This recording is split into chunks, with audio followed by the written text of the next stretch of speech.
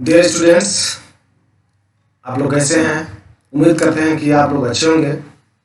एक बार फिर से पार्थ द लर्निंग हब में मैं नमन कुमार झा आपको तहे दिल से स्वागत करता हूं। आज हम लोग क्लास 10th के फर्स्ट फ्लाइस जो कि इंग्लिश का बुक है उसका चैप्टर 1 पढ़ेंगे, जिसका टॉपिक है अ लेटर टू गॉड। ये जो टाइटल है, इस टाइटल को देखने से आश्चर्य तो होता होगा कि रियल में क्या गॉड के पास भी लेटर लिखा जाता है या लिखा जा सकता है, पॉसिबल है। ऐसा कहा जाता है कि लोग मरने के बाद ही स्वर्ग या नरक में जाते हैं, लेकिन ये एक प्रकार का इमेजिनरी स्टोरी है जिसमें एक व्यक्ति जो है वहाँ लेटर जो लिखता है गॉड के पास लिखता है। इस चैप्टर को लिखने के लिए कवि ने एक इमेजिनरी का इस्तेमाल किया हुआ है। राइटर ने, इस चैप्टर का राइटर जो है वो है G.L. फ्यूंटेस।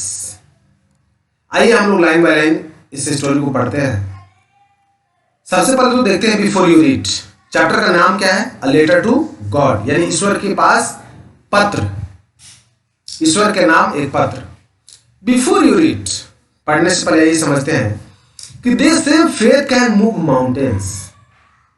ऐसा माना जाता है कि यदि आपके पास विश्वास है तो आप कुछ भी कर सकते हैं। अर्थात करने का मतलब है कि कठिन से कठिन परिश्रम भी, कठिन से कठिन काम भी आप कर सकते हैं। यहाँ पे वही बात बताया जा रहा है, फर्स्ट में बताया जा रहा है कि फेथ एक ऐसा चीज है जो आपको पहाड़ पर भी ले जा सकता है।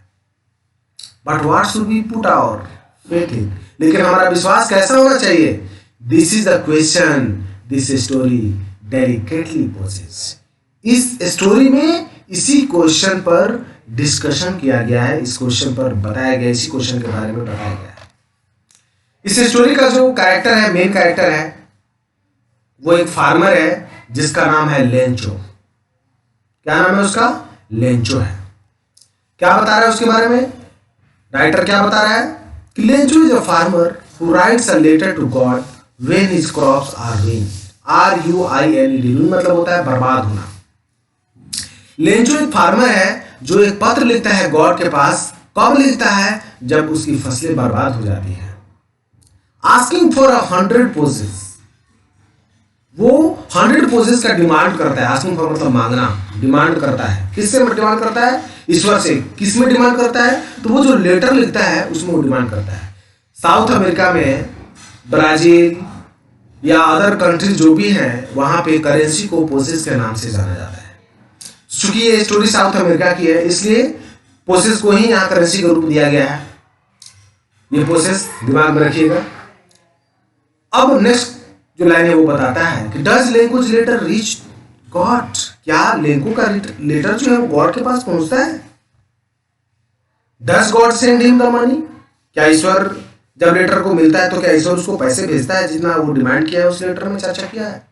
Think what your answer to this questions to this questions would be. अब आप सोचिए, आप इमेजिन कीजिए कि क्या इस क्वेश्चन का आंसर मिलता है कि नहीं मिलता है। And guess how the story continues. और गेस कीजिए, अनुमान लगाइए कि स्टोरी जो है कैसे कंटिन्यू करता है।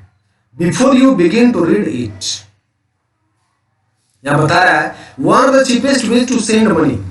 ये एक प्रकार का एक्टिविटी दिया गया है कि इन एंशिएंट टाइम पैसा भेजने का क्या साधन था, या मैसेज भेजने का क्या साधन था, लेटर भेजने का क्या साधन था, उसके बारे में यहाँ पर डिस्कशन किया गया है। कि बताया जा रहा है कि one of the cheapest ways to send money to someone is through the post office. Post office के माध्यम से पैसे भेजे जाते थे। आज तो बहुत सारा माध्यम बन चुका है, नए नए कम्युनिकेशन के साधन आ चुके हैं और मिनटों में हम लोग पैसे एक जगह से दूसरी जगह भेज सकते हैं या निकाल सकते हैं, मंगवा सकते हैं। हैव यू एवर सेंट और received money in this way? क्या आपने पोस्ट ऑफिस के माध्यम से कभी पैसा भेजा है? हमको तो उम्मीद नहीं लगता है, हमको तो विश्वास नहीं कि आपने पोस्ट ऑफिस के माध्यम से कभी पैसा भेजे होंगे या मंगवाए होंगे। Here is what you have to do. यहाँ पे एक एक्टिविटी दिया गया है, बताया गया है। As you read the instructions, discuss with your teacher in class, maintaining meaning of these words. ये सब कुछ वर्ड्स दिया गया है जो कि आपको पोस्ट कार्ड पे आपको मिल सकता है। आप इसको डिस्कस आप समझ सकते हैं। आइए हम लोग ये आपका पोस्ट कार्ड है जिसका बताया गया तरीका बताया गया है यहाँ पे। आइए आगे बढ़ते हैं, हम लोग स्टोरी सीधे स्टोरी की तरफ पहुंचते हैं। यहाँ स्टोरी शुरुआत होती है, कह रहा है कि the house the only one in the entire valley. Valley मतलब क्या होता है? घाटी, यानी माउंटेन की तरफ होता है, माउंटेन पर होता है घाटी। बता रहे कि उस माउंटेन पर केवल एक ही घर है, sat on the crest of a low hill, जो कि हिल के निचले फुटहिल के तरफ वो घर बना हुआ है। From this height one could see the river and the field of ripe corn dotted with the flowers what always promised a good harvest. इस लाइन में राइटर ने एक वैली की सीन को प्रस्तुत किया है, साथ ही साथ एक घर की सीन को प्रस्तुत किया गया है, और वहां से बताया जा रहा है कि सामने की फील्ड को देखा जा सकता है, और वो फील्ड कैसा है? फसलों से भरा हुआ फील्ड है, जो कि पके हुए फसल को दिखा रहा है उसमें। साथ ही साथ फ्लावर्स को भी दिखा रहा है, दैट ऑलवेज प्रॉमिस, जो कि शुरू से ही प्रॉमिस करते आ रहे हैं कि इस बार जो खेती होगी वो काफी बेहतर ढंग की होगी। नेक्स्ट लाइन में बताया जा रहा है कि the only thing the earth needed was a downpour और एटलीस्ट अ शोअर। अर्थ एक डिमांड करता है, अर्थ एक मांग करता है। क्या मांग करता है? बस एक थोड़ी सी बरसात की, बारिश की बिंदु की, एक बौछार की डिमांड करता है। थ्रू आउट द मॉर्निंग, पूरे सुबह से लेकर के लेंको जो है क्या है, who knew his fields intimately had done nothing else but see the sky towards the northeast। कहा जा रहा है कि वहां पे नॉर्थ ईस्ट से बारिश उखड़ती है, आती है, नॉर्थ ईस्ट एयर से ही वहां बारिश होती है। इसलिए वो जो किसान है जिसका नाम लेंको है, वह सुबह से ही अपने खेत के मुंडे पर खड़े होकर के एक टक निहार रहा है नॉर्थ ईस्ट की तरफ कि आज कहीं बारिश हो जाए, आज कहीं बारिश हो जाए।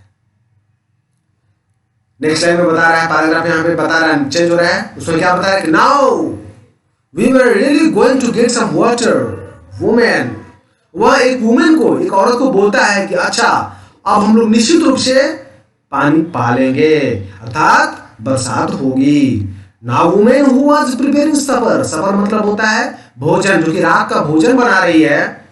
लेंको क्या कर रहा है? मुंडेर पर, खेत के मुंडेर पर सुबह से लेकर के शाम हो गया था और यहां प्रतीक्षा करता रहा है कि आज बारिश होगी, आज बारिश होगी।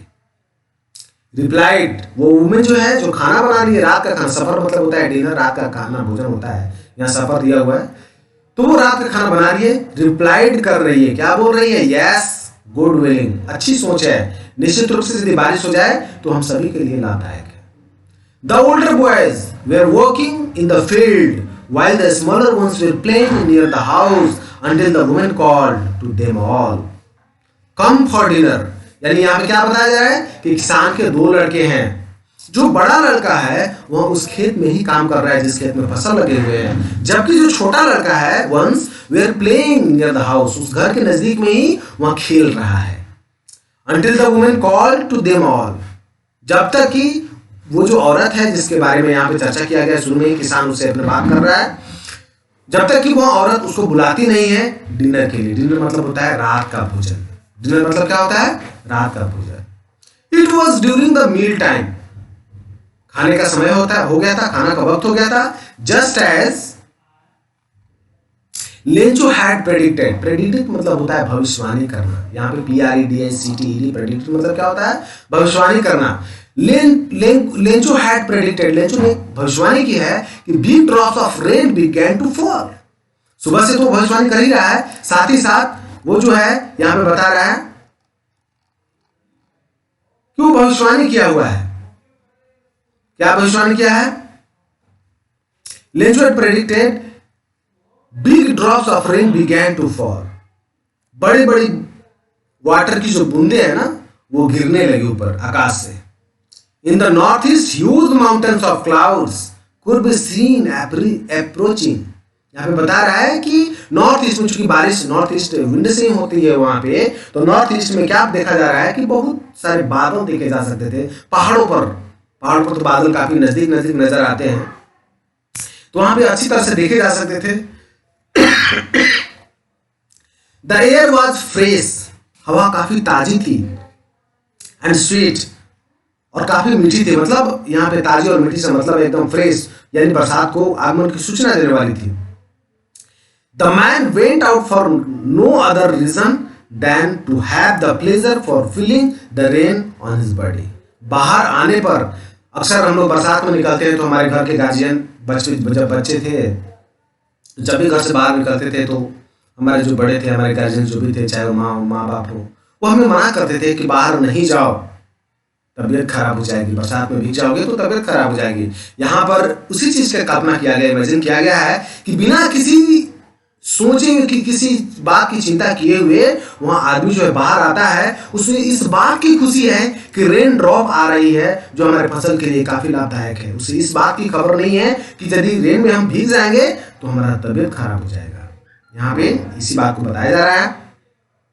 The man went out for no other reason than to have the pleasure of feeling the rain on his body. उसको बस इस बात का आनंद है, खुशी है, महसूस कर रहा है, खुशी महसूस कर रहा है कि बारिश हो रही है और ये हमारे फसलों के लिए काफी लाभदायक है। And when he returned to he exclaimed, जैसे वह वापस आता है वह एक्सक्लेम्ड करता है, क्या करता है कि these are rain drops falling from the sky, they are new coins.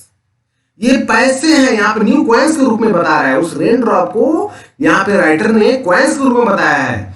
किसके माध्यम से? तो उस किसान के माध्यम से। क्या बताया जा रहा है कि the big drops are 10 cent pieces, यानी 10 सिक्कों के बराबर है, and the little ones are 5, और जो छोटे छोटे ड्रॉप है ना वो 5 सिक्कों के बराबर है। With a satisfied expression he regarded the field of ripe corn with its flower. With satisfied expression, यानी अब संतुष्टि भरी अनुभव से, एक्सप्रेशन मतलब अभिव्यक्ति से, ही रिगार्डेड द फील्ड, वहां अपने फील्ड के बारे में सोचता है। क्या सोचता है? जिसमें पके हुए फसल लगे हुए थे, उसके फ्लावर को देखता है। क्या बता रहे? Draped in curtain of a rain, but suddenly, मतलब वो कह रहा है कि अब ये अच्छा होगा, ये हमारे फसल के लिए काफी अच्छा होगा, लेकिन अचानक, but suddenly a strong wind began, बरसात के साथ साथ एक जोर से हवा बहना शुरू कर रही है, to blow, and along with the rain very large hailstones began to fall। बड़ी बड़ी पत्थरें, hailstones यानी पत्थर, यानी जो पत्थर की बरसात होती है उसी को यहाँ पे बताया गया है कि hailstones जो है गिरने लगती है, began to fall। These truly did resemble new silver coins। वे इस तरह से बिखर गए थे, इस तरह से बिछ गए थे, इस तरह से एकत्रित हो गए थे। रिजेंबल्स मतलब होता है एकत्रित होना। एकत्रित हो गए थे जैसे लग रहे थे कि नए नए चांदी के सिक्के हैं। The boys exposing themselves to the rain, बच्चे उसको क्या कर रहे हैं? उसको ला रहे हैं। Ran out to collect the frozen pearls, वो जो बर्फ के जमे हुए मोती थे ना, मोती की तरह दिख रहे थे, सिक्के की तरह दिख रहे थे। बालक, वो जो दोनों बच्चे थे, उसको बहुत खुशी से उसको जमा कर रहे थे, गैदर कर रहे थे। It's really getting bad now. किसान के लिए यह बड़ा ही बुरा वक्त था, बड़ा बुरा हुआ। क्या बोलता है? एक्सक्लेम द मैन, वो आदमी बोलता है कि रियली में ये हमारे लिए काफी खतरनाक चीज हुआ, हमारे लिए बहुत बुरा हुआ, बहुत खराब हुआ। I hope it passes quickly, मैं उम्मीद करता हूं कि ये जो बरसात हो रही है, अर्थात पत्थर की बरसात हुई है, जो ओलावृष्टि हो रही है, वो तुरंत ही समाप्त हो जाएगा। It did not pass swiftly, लेकिन ऐसा नहीं हुआ जैसा किसान सोच रहा था कि तुरंत खत्म हो जाएगा, लेकिन ऐसा हुआ नहीं। For an hour the hail rain, अर्थात वो पत्थर की जो बरसात है, ओलावृष्टि जो है, लगभग 1 घंटे तक चलती रही। ऑन द हाउस, घरों पे जो है किसान जो है महसूस कर रहा था। The garden, the hill sides, the cornfield, चारों तरफ बरसात हो रही थी। वो चारों तरफ, केवल खेतों में नहीं हो रही थी, घरों में, घरों के ऊपर, गार्डन में, हिल साइड में, चारों तरफ बरसात हो रही थी पत्थरों की। होल वैली, अर्थात पूरे घाटी में बरसात हो रही थी। द फील्ड वॉज व्हाइट, ये फील्ड बिल्कुल व्हाइट था, उजला दिख रहा था। क्यों उजला दिख रहा था? क्योंकि चारों तरफ पत्थर ही दिख रहा था, पत्थर की बरसात हुई थी। As if covered with salt, ऐसा महसूस हो रहा था जैसा कि साल्ट से कवर्ड कर दिया गया। साल्ट का कलर कैसा होता है बच्चों? उजला होता है ना, व्हाइट होता है ना। और बर्फ का कलर कैसा होता है? स्नो का कलर कैसा होता है? व्हाइट होता है ना। तो बिल्कुल ऐसा लग रहा था जैसे पूरा फील्ड जो है वहां साल्ट से ढक गया हो। नेक्स्ट पैराग्राफ में क्या बता रहा है writer? Not a leaf remained on the trees, पत्तियां एक भी नहीं दिख रही थी, अर्थात पेड़ की जो पत्तियां थी वो बिल्कुल नहीं दिख रही थी, अर्थात वे भी ढक गए थे। The corn was totally destroyed, जो कॉर्न था अर्थात खेत में जो फसल लगे हुए थे वो पूरी तरह से बर्बाद हो चुके थे। डिस्ट्रॉयड मतलब बर्बाद होना होता है। The flowers were gone from the plants, plants में जो फ्लावर्स लगे हुए थे वो सब खत्म हो चुके थे। Lencho soul was filled with sadness, Lencho का जो सोल था वो बिल्कुल उदास हो गया, अर्थात वो बिल्कुल उदास हो गया, क्योंकि उसको बहुत उम्मीद थी। स्वाभाविक है, जिस तरह से माँ बाप को अपने बच्चों से प्रेम होता है, किसान को उसी तरह अपने लहलहाते खेत से प्रेम होता है। लेकिन यहाँ पे लेंको ने क्या देखा कि जो डिजास्टर है, ये नेचुरल डिजास्टर है, उसके सारे उम्मीदों पर, सारी खुशियों पर पानी फेर दिया है। When the storm had passed, he stood in the middle of the field and said to his sons, जब स्टॉर्म, ये जो आंधी है, स्टॉर्म मतलब आंधी होता है, आंधी जब खत्म हो जाता है तो वह फील्ड के मिडिल में खड़ा होता है और क्या बोलता है अपने बच्चे से, अ प्लेग ऑफ लॉक्टस वुड, लॉक्टस यहाँ पे एक प्रकार का कीड़ा है जो फ्लाई की तरह होता है, जो डिस्ट्रॉय करता है क्रॉप को। तो यहाँ बता रहे plague of locusts would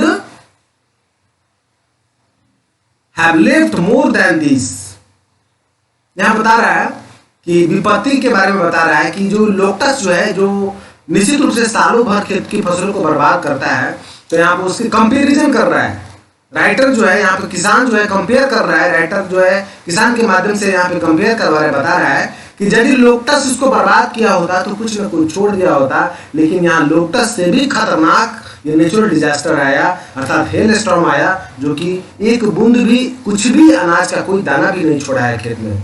The hell has left nothing, यहाँ पे क्या बता रहा है कि जो हेल है कुछ भी नहीं छोड़ा है। लोटस तो भला, लोटस जो इंसेक्ट है वो तो भला कुछ छोड़ भी देता, लेकिन यहाँ पे हेल जो है कुछ भी नहीं छोड़ा है हम लोग के लिए। This year we will have no corn, इस साल हमें अनाज बिल्कुल नहीं होगा। That night was a sorrowful one, वो रात जो था ना उनके जीवन का सबसे बुरी रात थी। All our work for nothing, हमारे लिए कुछ भी नहीं बचा था। There is no one who can help us, कोई हमारा मदद करने वाला भी नहीं था। We will all go hungry this year, अर्थात यहाँ जो गॉसिप कर रहा है, यहाँ पे लेंचो जो है किसके साथ गॉसिप कर रहा है, अपने बेटे के साथ गॉसिप कर रहा है कि इस साल जो है फसल बिल्कुल नहीं हुआ है, हम लोगों को पूरे साल भूखे ही रहना पड़ेगा, बहुत आपदा आ गई है हम लोग की तरफ, क्योंकि खेत में तो फसल बिल्कुल है नहीं। कुछ ओरल क्वेश्चन है, क्या बता रहे कि what did Lencho hope for, Lanco की उम्मीद क्या थी, तो गुड हार्वेस्ट की उम्मीद थी। Why did Lencho say the rain drops were like a new coins, इसलिए चूंकि न्यू कॉइंस इसलिए बोला है कि जब शुरुआत में जो बरसात हो रही थी तो इससे फसल के अच्छे होने की उम्मीद थी, लेकिन जैसे ही यह हेल स्टॉर्म में चेंज हो गया उसकी उम्मीदें बदलती गई। How did the rain changes, rain कैसे चेंज हुआ, वो हेल स्टॉर्म में चेंज हो गया। What happened to the Lencho's field, Lencho की फील्ड का क्या हुआ, तो पूरी तरह से कवर्ड था, किसी से कवर्ड था, तो स्नो से कवर्ड था। नेक्स्ट क्वेश्चन है आपका 4 नंबर क्वेश्चन, क्या बता रहा है, what were Lencho's feeling when the hail stopped, उसकी क्या फीलिंग होने लगी, उसको पूरा भविष्य दिखाई देने लगा, उसको पूरा साल भर की जो उसकी स्थिति होने वाली थी वो उसकी आंखों के सामने झलक रही थी, जिसका शेयर यहाँ पे ऊपर वाले पैराग्राफ में किया गया है, अपने बेटे से साथ वो कर भी रहा है। आइए नेक्स्ट पैराग्राफ में हम लोग चलते हैं। But in the hearts of all who lived in that solitary house in the middle of the valley there was a single hope, help from God. लेकिन एक सबसे बड़ी बात है कि वहां पे जो वैली पे जितने भी लोग रह रहे थे, वो जो परिवार रहा था, सॉलिटरी हाउस, छोटा सा एक घर था जिसमें 4 लोग थे, 2 बच्चे थे और एक कपल्स थे, उनके दिलों में एक ही उम्मीद बची थी, गॉड का सहारा, हेल्प फ्रॉम गॉड, दूसरा कोई उम्मीद नहीं था कि भगवान ही मदद कर सकते हैं। ऐसे हम लोग कहते भी हैं कि भगवान मुख दिए हैं तो कहीं से ना कहीं से अनाज हम लोग को देंगे, उसी तरह उन लोगों का भी ईश्वर में विश्वास था। Don't be so upset, even though this seems like a total loss. यहाँ तक कि यहाँ पे एक प्रकार का सांत्वना वाली बातें यहाँ पे बोली जा रही है, बताई जा रही है कि remember no one dies of hunger. यहाँ पे बताया जा रहा है कि ईश्वर जो है हम लोग को बनाए हैं और वही हम लोगों को भोजन देंगे। कोई भूखे मरने वाला नहीं है। यहाँ पे लेंचो बोल रहा है कि डोंट बी सो अपसेट, इतना उदास होने की आवश्यकता नहीं है, इतना दुखी होने की आवश्यकता नहीं है। Even though this seems like a total loss, यहाँ तक कि पूरा लॉस भी हो गया है, फिर भी उदास होने की आवश्यकता नहीं है। Remember, no one dies of hunger, कोई भूखे मरने वाला नहीं है। दैट्स व्हाट दे से, यही कारण है कि ऐसा कहा जाता है कि no one dies of hunger, कोई भी भूखे नहीं मर सकता। अर्थात ईश्वर की बनाई हुई इस दुनिया में ईश्वर ने जन्म दिया है तो निश्चित रूप से खाने का भी व्यवस्था वही कर रहे हैं, करेंगे। एक प्रकार का सांत्वना भरी बात जो है यहाँ पे हो रही है। Although the night, Lencho thought only of his one hope, पूरी रात लेंचो जागा रहा और एक ही उम्मीद जो बची थी उसके बारे में वो सोचता रहा। क्या सोचता रहा? द हेल्प ऑफ गॉड, यानी ईश्वर का साथ। यदि ईश्वर मदद करेंगे तो निश्चित रूप से इस भारी संकट से भी निपटा जा सकता है। Whose eyes, as he had been instructed, sees everything, even what is deep in one's conscience. यहाँ पे बताया जा रहा है गॉड के महिमा के बारे में बताया जा रहा है, गॉड की क्वालिटी के बारे में बताया जा रहा है, गॉड के वर्क के बारे में बताया जा रहा है कि whose eyes, यानी गॉड का जो आइज है, as he had been instructed, वो दिशा निर्देश देता है। यहाँ दुनिया में कुछ भी अपने से नहीं होता है, गॉड के इंस्ट्रक्शन पर ही होता है। वो सब कुछ देखता है, सी एवरीथिंग, वो सब कुछ देखता है। Even what is deep in one's conscience, यहाँ तक कि हम जो अपने मन में सोचते हैं, हम अपने दिल में सोचते हैं, ये सारा चीज गॉड देखता है। Lencho was an ox of man, यहाँ क्या बता रहा है? Lencho was an ox of a man working like an animal in the fields, but still he knew how to write. हालांकि यहाँ पे क्या बता रहा है कि हम लोग ईश्वर के हाथ के बनाए हुए कठपुतले हैं। एक मुझे याद आ रही है, हम लोग पढ़े थे द मेयर ऑफ कास्टरब्रिज, ग्रेजुएशन में पढ़े थे, एक बहुत सुंदर नॉवेल है। उसमें बताया जा रहा है कि man is a mayor puppet in the cruel hands of destiny, अर्थात मैन जो है भाग्य के कठपुतले के हाथ, भाग्य के हाथ का कठपुतला है। भाग्य जिस तरह करता है उसी तरह से होना होता है। यहाँ पर भी लेंचो क्या बोल रहा है कि हम लोग ईश्वर के दिए हुए निर्देश के अनुसार काम करते हैं। ईश्वर ने हमसे सब कुछ छीन लिया, लेकिन लिखना नहीं छीना है। हम जानते हैं कि हमें कैसे लिखना है। द फॉलोइंग संडे, आने वाले संडे को एट द डे ब्रेक, चूंकि छुट्टी रहेगी उस दिन, he began to write a letter which he had himself would carry to town and place in the mail to, it was nothing less than a letter to God. क्या बता रहा है कि आने वाले संडे को एक लेटर लिखेगा और खुद ही उसको मेल करने जाएगा, पोस्ट ऑफिस जाएगा, वहां पे उसको देगा। और वो लेटर क्या होगा? A letter to God. इसी नाम से इस चैप्टर का नाम पड़ा है अ लेटर टू गॉड। हम उम्मीद करते हैं कि आप लोगों को कहानी अच्छी तरह से समझ में आ रही होगी। आइए नेक्स्ट पैराग्राफ पढ़ते हैं। गॉड ही रोट, उसने जो शुरुआत करता है, वो जो लेटर लिखना शुरुआत करता है, तो सबसे पहले एड्रेस करता है गॉड को। God, if you don't help me, यदि तुम हमारी मदद नहीं करोगे या नहीं करते हो, my family and I will go hungry this year, हम लोग इस साल भूखे रह जाएंगे, हमारा परिवार भूखे रह जाएगा। And I need 100 pesos in order to sow my field again and to live until the crop comes. हमें 100 पोजेस चाहिए, हमारे 100 करेंसी चाहिए। पोजेस मैंने शुरू में बताया था कि अमेरिका का जो ब्राजीलिया, दक्षिण अमेरिका का जो करेंसी है, दक्षिण अमेरिका के देशों का जो करेंसी वो पोजेस है, उसने डिमांड किया गॉड से कि हे गॉड, हे भगवान, हे ईश्वर, आप यदि मुझे 100 पोजेस नहीं देंगे तो मैं इस बार खेत में फिर से फसल नहीं लगा पाऊंगा। साथ ही साथ जब तक फसल नहीं हो जाता है तब तक हम लोग खाएंगे क्या? इसलिए आप हमें 100 रुपया भेजने का कोशिश करें, 100 पोजेस भेजने का कोशिश करें। बिकॉज द हेल स्टॉर्म, आगे डैश डैश डैश पॉइंट दिया है, मतलब सारी कहानी बताया कि हेल स्टॉर्म से क्या घटना हुई है, यानी उसका पूरा फसल बर्बाद हो गया है। इन सारी बातों को अपने लेटर में लिखता है। He wrote to God on the envelope, वो envelope मतलब होता है लिफाफा, लिफाफे पे लिखता है to God, put the letter inside and still troubled went to town. वो इनसाइड में रहता है, इन्वेलप में, लेटर को इन्वेलप के इनसाइड में रखता है और उसको शहर की तरफ चल देता है। At the post office, post office में जाता है। He placed a stamp on the letter and dropped it into the mail box. वहाँ क्या करता है, एक स्टाम्प जो है उस पर साटता है। स्वाभाविक है, कोई भी लेटर हम लोग भेजते हैं तो बिना टिकट के वो जाता नहीं है। यहाँ तक कि हम लोग स्पीड पोस्ट भी करते हैं तो टिकट कटाना पड़ता है, टिकट लेना पड़ता है, स्टिच करना पड़ता है, तब जाकर के हमारे लिखे गए पते पर जहाँ पर लोग भेजते हैं वहाँ पे पहुँचता है। किसान भी उसी वही कर रहा है, वही एक स्टाम्प टिकट लेता है और अपने इनवॉल्व पे स्टिच करता है और उसको मेल बॉक्स में डाल देता है। One of the employees who was a postman, उसमें से यानी जो पोस्ट ऑफिस में जो काम करता है एम्प्लॉय, जो पोस्टमैन था, वो क्या बताता है कि one of the employees who was a postman and also help at the post office, वो तो पोस्टमैन था ही, साथ ही साथ पोस्ट ऑफिस में भी मदद करता था। Went to his boss laughing heartily, वो अपने बॉस के पास जाता है, जो उससे सीनियर है, बॉस किसे बोलते हैं, जो उससे सीनियर है या जो मैनेजर है उसके पास वो जाता है, हंसते हुए जाता है, पूरे दिल से हंस रहा है। दिल से हंसने का मतलब तो समझते ही आप लोग।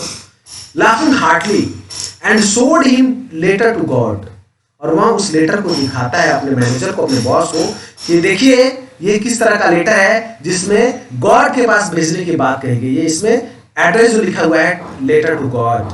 Never in this career as a postman had known that address, पूरे करियर में एक पोस्टमैन के रूप में कभी भी उसने ऐसा नहीं सोचा था, कभी भी उसने ऐसा नहीं देखा था कि इस टाइप का एड्रेस उसको मिला। The post master of fat of amiable, वो जो पोस्ट मास्टर है, एमिएबल मतलब यहाँ पे देख रहे हैं वर्ड यहाँ पे दिया हुआ है फ्रेंडली। एमिएबल मतलब क्या होता है, फ्रेंडली एंड प्लेजेंट, काफी आनंददायक, काफी मित्रवत, दूसरे की मदद करने वाला वो जो पोस्टमैन है। फैट है, फैट मतलब मोटा तगड़ा। Fellow, amiable fellow, amiable fellow मतलब होता है मित्रवत व्यवहार करने वाला। ऑल्सो ब्रोक आउट लाफिंग, और वो काफी जोर से हंस रहा है। But almost immediately he turned serious, लेकिन हंसते हंसते उसका जो सिचुएशन है वो गंभीर हो जाता है, वो गंभीर मुद्रा में हो जाता है। क्या बोलता है, typing the later on this desk commented, वह लेटर को डेस्क पे रखता है और कमेंट करता है। क्या कमेंट करता है, व्हाट फेथ, कितना गहरा विश्वास है।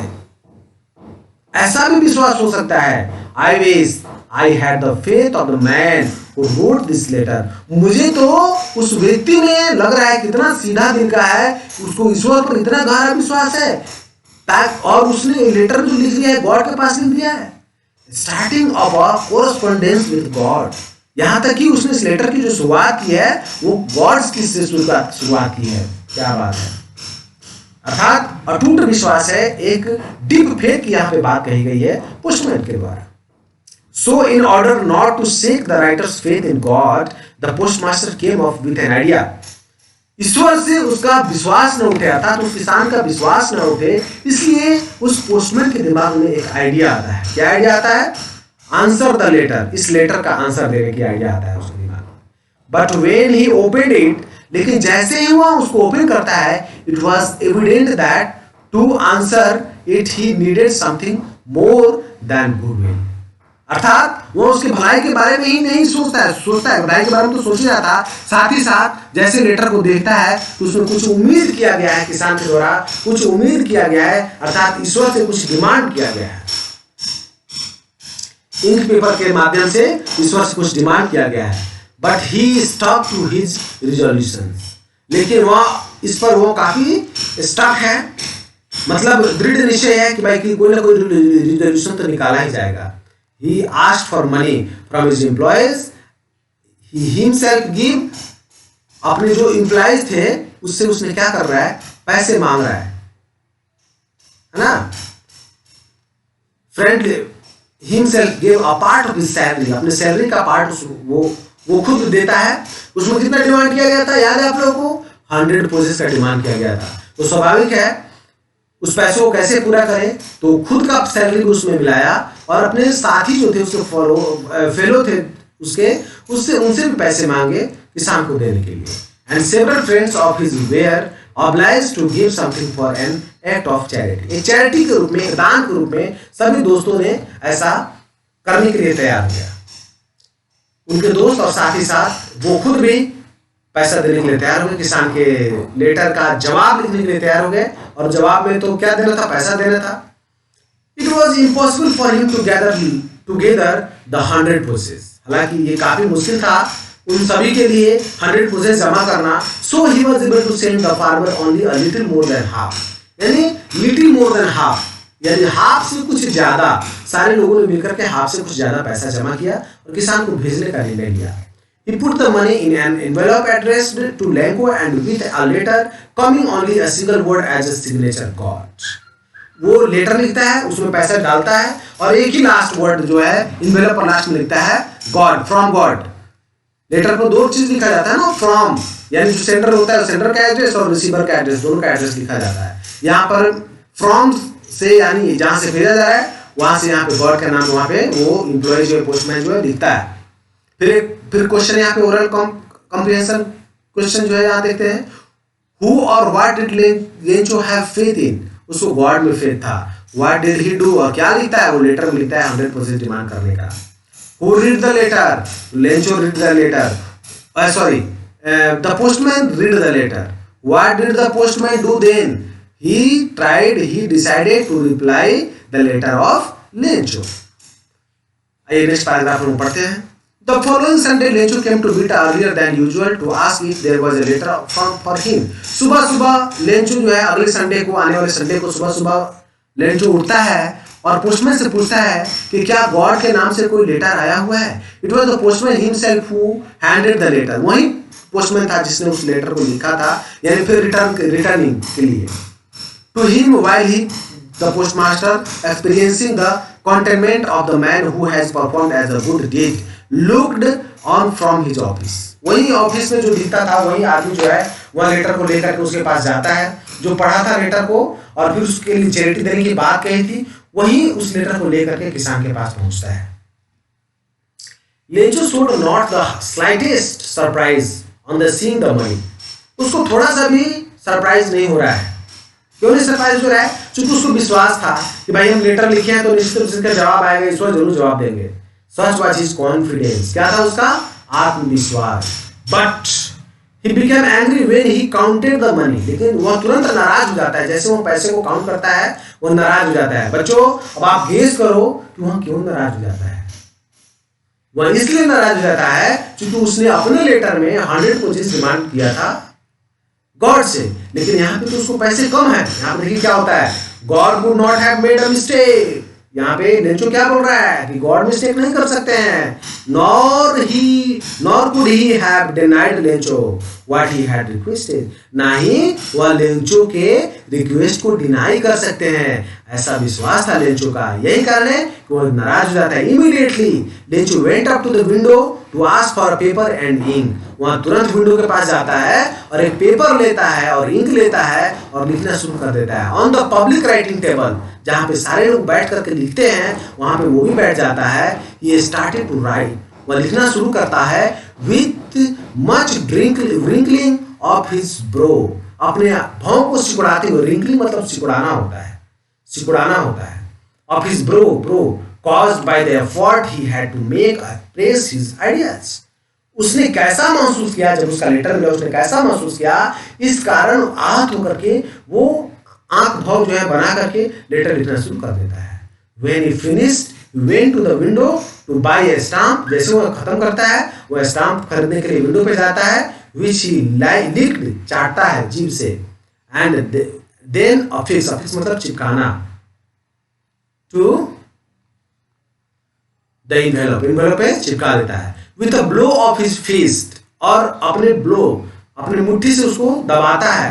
The moment the letter fell into the mail box, the postmaster went to open it, it said God of the money. जैसे वो पोस्टमास्टर फिर से जाता है उस मेल बॉक्स से और उसे लेटर निकालता है मेल बॉक्स से, उसमें फिर क्या देखता है कि लेटर लिखा हुआ है God of the money that I asked for, only 70% reached me.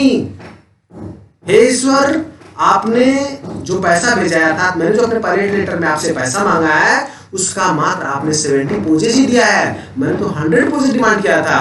Send me the rest, बाकी जो पैसे हैं अर्थात 30% जो बाकी पैसे हैं वो मुझे आप लौटा दो। सिंस आई नीड इट, क्योंकि मुझे काफी जरूरत है, it very much, but don't send it to me through the mail because the post office employees are a bunch of crooks. Bunch of crooks मतलब लुटेरे, लेने वाले, पैसे लेने वाले, बहुत सारे ठगेरे हैं। अर्थात क्या बता रहा है कि अब आप जो है मेल के माध्यम से पैसा नहीं भेजना, इसलिए नहीं भेजना क्योंकि पोस्ट ऑफिस में एम्प्लॉय जो है वो बंच ऑफ क्रूक्स हैं, लेंको लास्ट में लेंको को देता है।